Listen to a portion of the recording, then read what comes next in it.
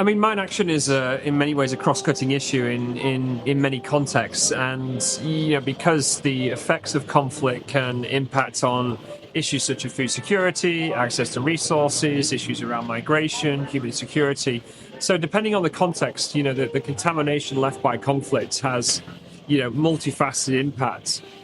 So mainstreaming mine action into those 17 development goals where relevant is really important. But in certain contexts that are highly impacted, such as Laos, who have also introduced, I think, an additional SDG, it can be an opportunity to increase focus, to galvanize attention on the specific issue in that context. So, conferences such as today, are part of that agenda of raising the profile of mine action and continuing to keep focus on the needs of communities impacted by landmines, by mobilizing resources and policy support for those objectives. Last question. If by enemies from your power, what would your advice be for the all world leaders regarding mine action?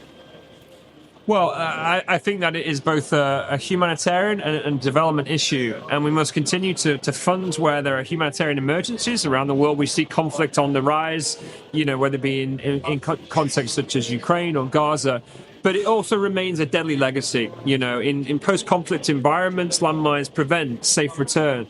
They prevent sustainable development. They prevent the access to land that communities could use to rebuild their future. So my message would be to continue to keep focus. It won't be quick, but it is important work to do to rid the world of this deadly legacy.